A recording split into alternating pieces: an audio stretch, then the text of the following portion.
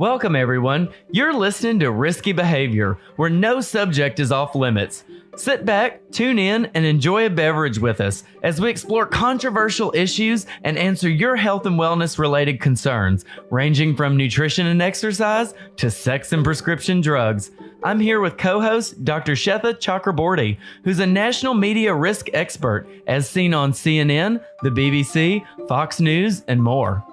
But don't just think this hour is all science as usual. After 4 seasons as a regular guest and food scientist on the Dr. Oz show, Dr. Taylor Wallace, who the Huffington Post calls the nation's premier food and nutrition guru, will help me loosen lips and spill tea with special guests that you won't want to miss. So the reason our special guest is here, who we'll introduce in a moment, is because today was the National Cannabis Policy Summit, where there was content from racial history of cannabis to policy regulation to how to create a sustainable production method as we go forward towards legalizing across states and at a federal level. And that was a panel that I was fortunate enough to be invited to participate in. And one of my panelists was Andrew Black. Andrew Black is with Certified Kind. He is from Oregon, and he is also the executive director of Sun and Earth, based out of California, which is a nonprofit. Thank you so much, Andrew, for joining us today. It's a pleasure to have you. It's my pleasure. And if you ever thought everybody in Washington, D.C. was completely buttoned up, just know we're the ones that have the Cannabis Festival. Exactly. Anyway, Andrew, Yes. Thank you so much for joining us. Tell us a little bit about what brought you to D.C., how you've been enjoying D.C., what is specific about the festival that brought you here, how you plan to, how long are you staying, how long are you going to be involved? Well, so far, DC has been amazing. I don't think there's any place like it on the planet where you have such a high concentration of museums and awesome architecture. Sure. Nice people. So, I mean, it's been great. I'm here for the National Cannabis Policy Summit. And, we had our panel today. And I don't know about you, but, well, I can tell you that was probably the most intellectual cannabis conference that I've ever been to. Interesting, really? Awesome. So how many cannabis conferences are there? Actually, I was wondering about that. I kind of thought this was the premier one. It's been around for 4 years in Washington, D.C. But what else is out there, and how well attended are they? Because this one seemed pretty well attended. This one was pretty well attended. There are probably cannabis conferences every weekend. Oh, really? Yes, and some of them are big, like the Emerald Cup in Santa Rosa, California. That's like a grower ganja cup. Oh, wow. Where there's a whole judging aspect to it and trade show. There's one in Las Vegas that's ginormous. I would just assume so, being Vegas. Mm-hmm. What isn't ginormous in Vegas? I'm speaking at one in New Orleans in June. So, if you wanted to check out some of these cannabis conferences or festivals, it's every weekend. Well, and the big takeaway from what he just said is he actually said that people from Washington, D.C. were nice. He's definitely never stood on the left side of an escalator. Yeah, it must be very different. And he's coming from the definitely West never Coast. given directions to where the White House is. See that big white thing over there? It's white for a reason. Okay, so I am going to be completely blunt here. I am not. I'm fine with guided drug usage that is aligned to best practices. That's as far as I'll go with that.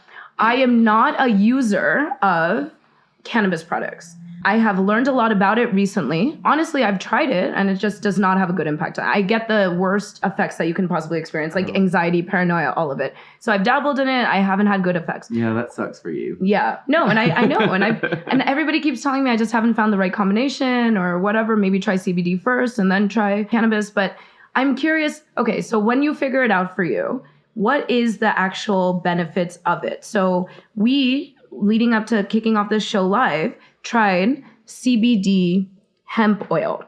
And I was more than open-minded, despite what I just said, to experience it because I'd like to see what the combination is and what the real benefit could feel like and be.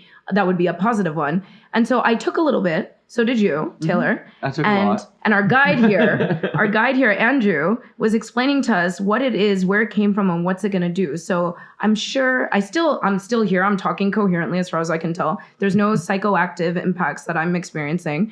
I don't know if I really feel anything yet. what should I be feeling or shouldn't I be feeling? I feel good. You feel Yeah? good? Yeah, I feel great. I mean, that could be the 2 glasses of wine I had, but it could be the CBD. What are the that I had, interaction too. effects, though? There's so many questions. We're the scientists. We should have some answers to this, but we don't. And the reason is because this isn't regulated yet. Right. And I tell you what, one of the things that really gets me about CBD is that cannabis has been a class 1 scheduled drug for years. So we haven't really had the opportunity as researchers to investigate the health effects of CBD, which we know, especially in epileptic children, is very effective. You mean cannabis? Well, And CBD. And is- CBD. Yeah, and Yeah. CBD. Oh, Yeah. but- But CBD is the compound within cannabis that has the health effects. Right. Like- Correct. Yeah. THC is the one that has the psychoactive effects. So if you're taking CBD from hemp oil, you don't get the THC that has the Correct. psychoactive effect. Which we talked about last week. No psychoactive effects in this. But the other interesting thing is that this is absolutely a novel, new product in the marketplace, right? We've never had Right. CBD oil that you can just take a dropper full before Right. the last couple of years, right? Yeah. So, I mean, your point is totally right on, is that we don't know a lot about CBD oil Right. yet. And I think that's kind of what Well, the I would. FDA is sort of their Well, stance on. I will tell you one thing. I was playing at Kickball Nationals on Martin Luther King weekend in Vegas, and I pulled my back first day, and I'm the pitcher. Hey.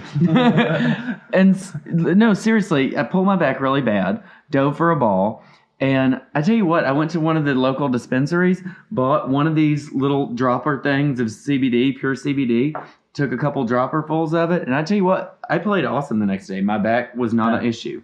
I mean, it really, really helped, like, kind of I chill think a lot of that whole muscle athletes out. use Yeah. cannabis products, whether it's CBD or THC dominant Right. products, but I think it really does help Yeah. heal the body from things like that. And you know, the other reason I really got into CBD, I was at the Produce for Better Health Foundation meeting last year, and it's this whole nonprofit organization that's really trying to rally people to eat more fruits and vegetables. And I met this really lovely nutrition scientist. She's a nutritionist. Her name is Janice Bissix. Her tagline is Cannabis Janice. She's a dietitian that works specifically on CBD, and she's done a lot of work with Parkinson's patients. And my dad has a very aggressive Parkinson's disease, and so I put her in touch with him, and he's been on these same little droppers of CBD, and he's really responded well. I don't know if it's necessarily slowed the progression of the disease, but it's chilled him out a little bit because he was really high strung and always got on everybody's nerves. Love you, Dad. But now he's just a little bit more sit back in the chair and relax and have a conversation than what he was. So I think it's a win-win for all. I mean, there's real benefits here, and I can appreciate that. And we're talking anecdotally. I would love to have some real empirical evidence, and that's not going to happen until it's sanctioned and allowed by the states and at the federal level. I think there's a real need for that, and we are doing a disservice to everyone who could really benefit from some of the uses of these products. Well, Absolutely. And it's really up to companies to fund the research, because right now, federally, NIH can't fund the research. The government agencies can't fund CBD research right now until they get their appropriate regulations in place, things like that. It's so complicated. It's a big issue. You have to turn to other countries right now to get Right. high quality research on the therapeutic benefits of Right. CBD or THC, or there's Right. more than just CBD and THC. There's all sorts of terpenes Right. that Right. are expressed in the plant that have therapeutic benefits too. Okay, so can we talk a little bit about his expertise? Is so interesting. He is you are an organic USDA organic certified. Finish this for me. Yeah, I was a USDA organic inspector and worked for a USDA accredited organic certification agency for the past 13 years. Okay. Yeah. And so what we were talking about on the panel today, amongst many topics that came up, was how do we produce cannabis products sustainably? And so very, very wide kind of scope of conversation. And you were coming at it from we need to protect the small scale farming component of it. Mm-hmm. Can you talk a little bit about why that's so important for you? Yeah, I think that, there's a whole network of communities that are threatened right now because of legalization. And these are your small homestead family farms, Right. mostly in areas where they've been doing medical cannabis for the past 20 years. So Right. Northern California and Oregon is my Washington epicenter. State, yeah. Washington State and Colorado. But so there's these traditional farmers, or these are the people that laid the groundwork, and they're getting left out of the Yeah, cannabis big sector. ag's going to take over as soon Yeah. as there's a profit.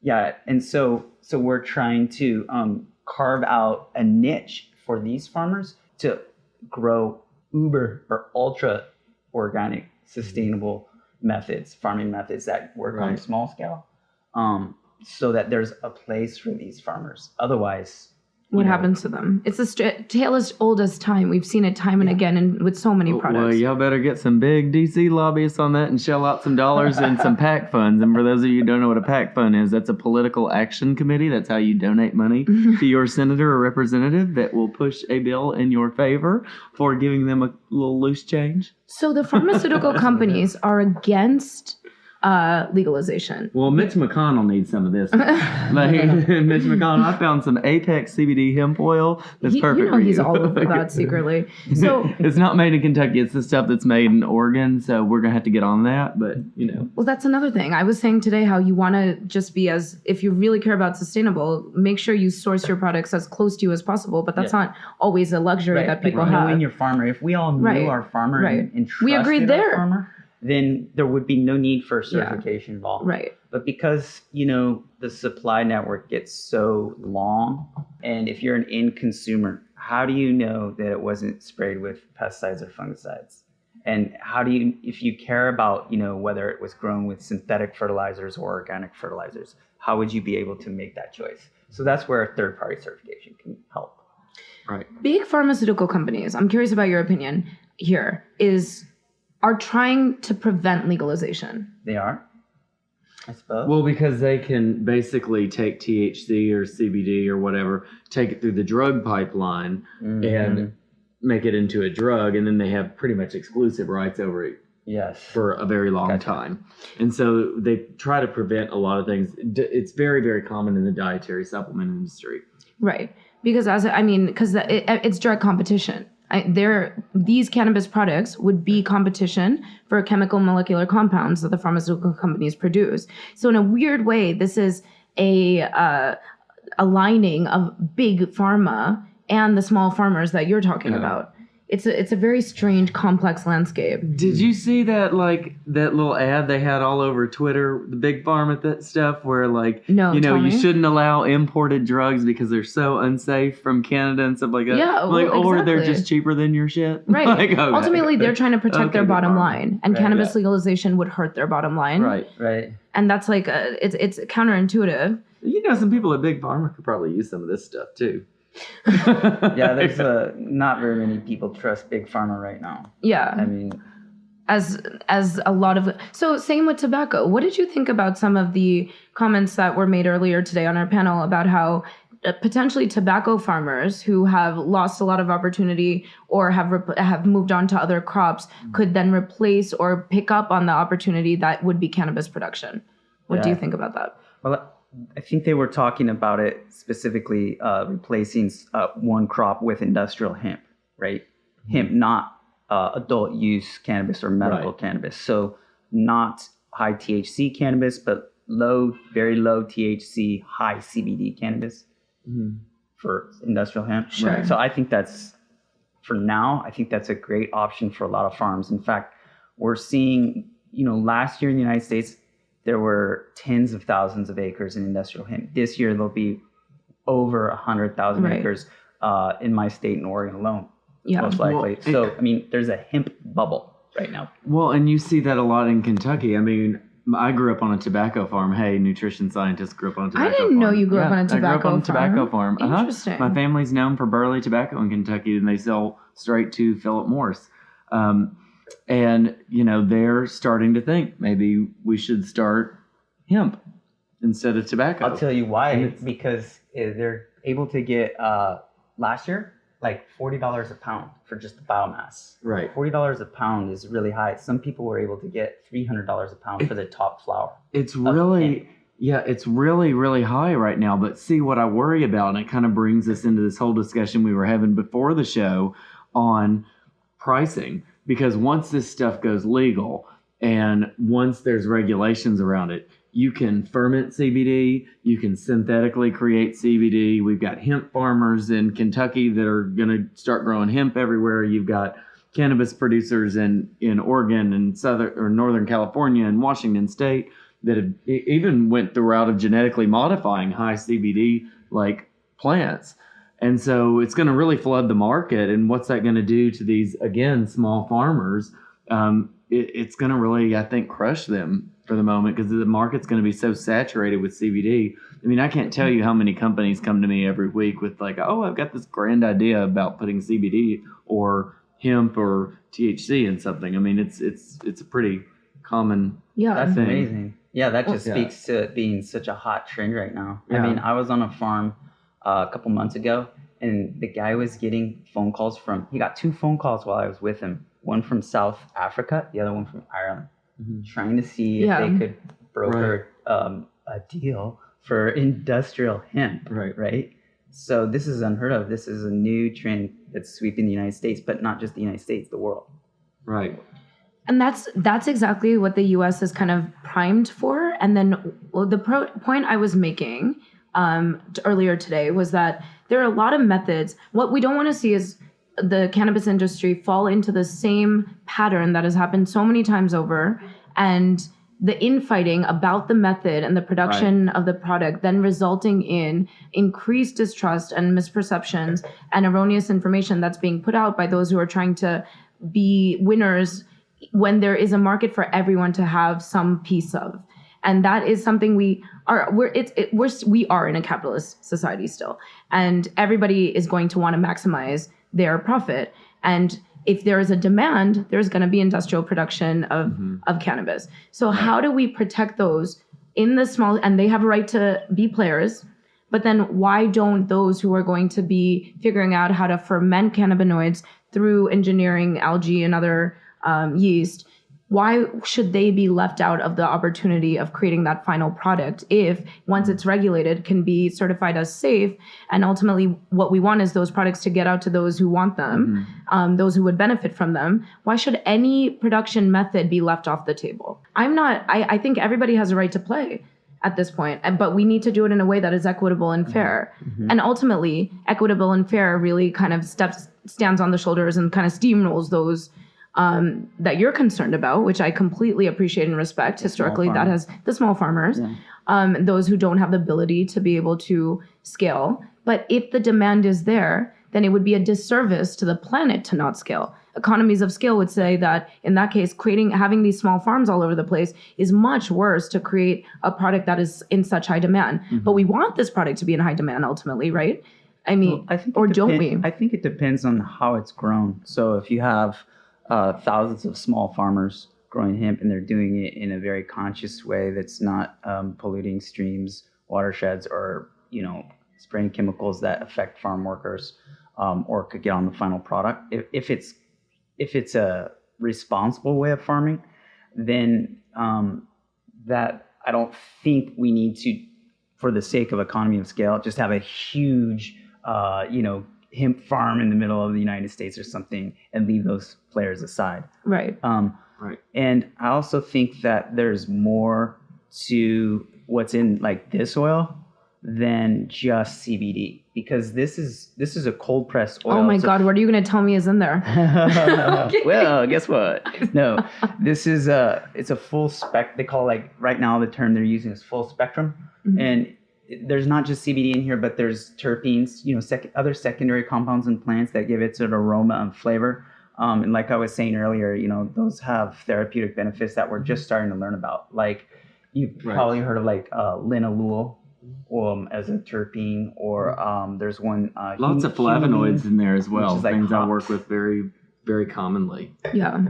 In hemp. So I guess my point was just that let's not just jump into technology trying to recreate what Mother Nature has already created.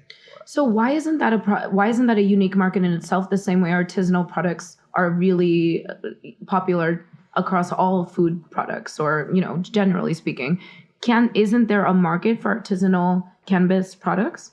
that would really showcase that unique feature? That's what we're trying to do with Sun and Earth Certified, is create a truly green market. And we're starting in California. Right. And so one of the brands that's going to lead the way is called Brother David's. And that's a project that David Bronner from Dr. Bronner's Magic Soap Company is taking on.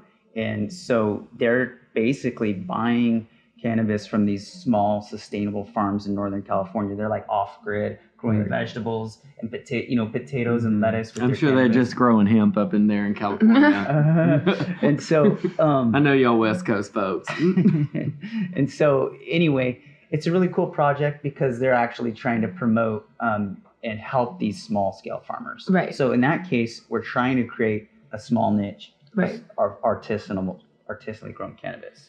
So I don't know if that will work with hemp though. Right. Because there's no scale on how big a hemp farm can get in any of the states yet. Right. Whereas there's limits on how big of a canopy space that THC cannabis can have. Well, and actually that might be a way to really help small farms if you think about regulations for tobacco. I mean, tobacco farms are regulated where they can only produce so many acres. And so it actually keeps demand up. Right. And also, what about the displacement of other crops?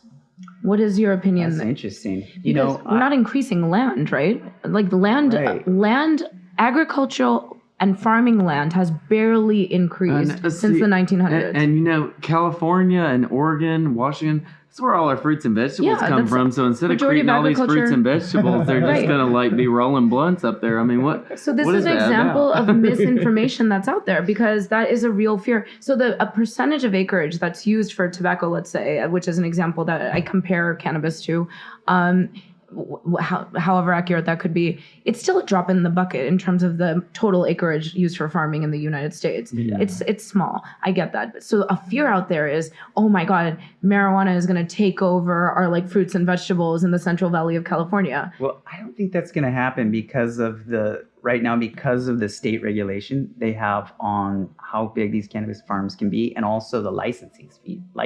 Right. And also, so in California, just a minimum license, minimum cost would be around $40,000 to $50,000 to get into the adult use cannabis farming. And so I haven't heard about a lot of people switching from crops like grapes or wheat to medical or high THC cannabis.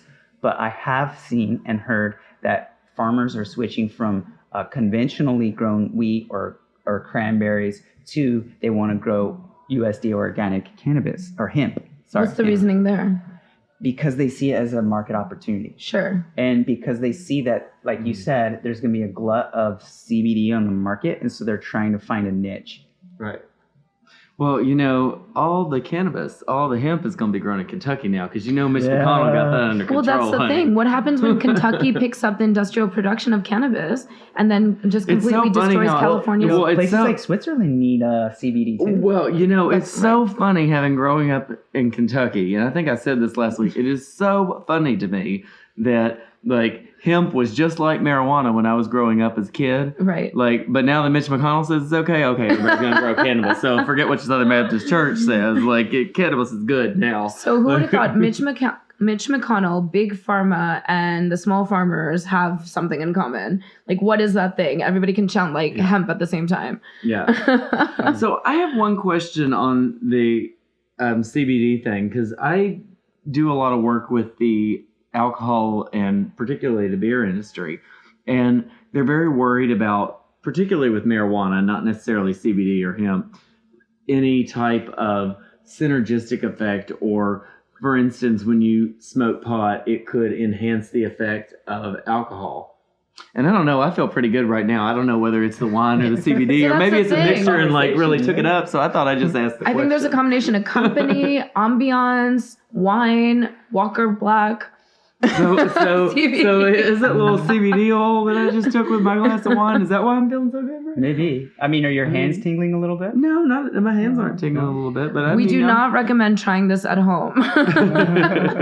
That's the best. Actually, place. we do recommend trying this at home just while you're not in a car. Yes. Like, Do not CBD and drive. right. But Actually- I think your point, like, to like get a little serious, is like, yeah, if you're mixing alcohol and high THC cannabis, it can be a problem.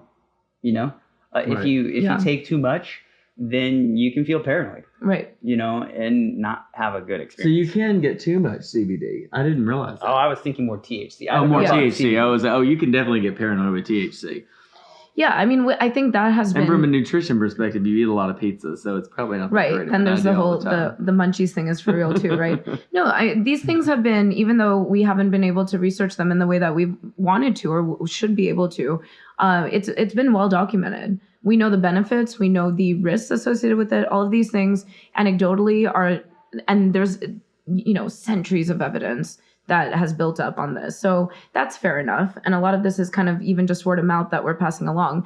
But what I'm most curious about before we will get to the point where we actually have proper empirical evidence and we really are able to understand the true benefits and risks associated with it, still blows my mind we're allowed to drink alcohol and not smoke Right. cannabis. It's like mind Well, we blowing. don't need to smoke it. We need to just put it in a Or brownie just, or right, something like that ingest because we don't cannabis. want the socks, knocks, and cocks. I mean, maybe gay people want the cocks, but I'm saying oxides of sulfur, nitrogen, and carbon. We don't want the socks, knocks, and cocks. Like anything. Never I heard know that. you so well, and I learn something new every week. Yeah, oxides of sulfur, oxides of carbon, oxides of You need to teach me the periodic table. nitrogen. Not good for your body, whether it's from cigarette smoke or marijuana smoke. So we should always have edibles or these little drops. I'm going to give a shout out to Apex for this amazing CBD hemp oil. I tried it myself. It's Dr. Taylor Wallace approved. And so to close out, I just want to ask, is there any final leave away, take home message that you want our viewers to know about when it comes to hemp oil production, what you've learned from this conference here in DC, where you think things need to go? What's your final thoughts? Yeah, you remember that part in that movie Braveheart? Yeah. At the end where he's like, freedom! Freedom. Yes. I'll just end it that way. Freedom! There you go.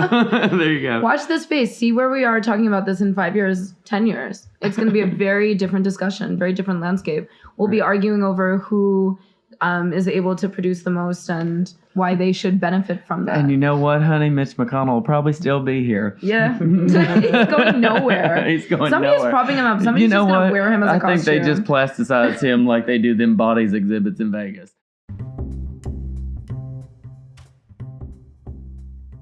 That's a wrap for today. Have ideas for the show? Tweet us at Dr. Taylor Wallace. That's DrTaylorWallace. And me at Shetac. That is SWETAC. Thank you for tuning in to Risky Behavior.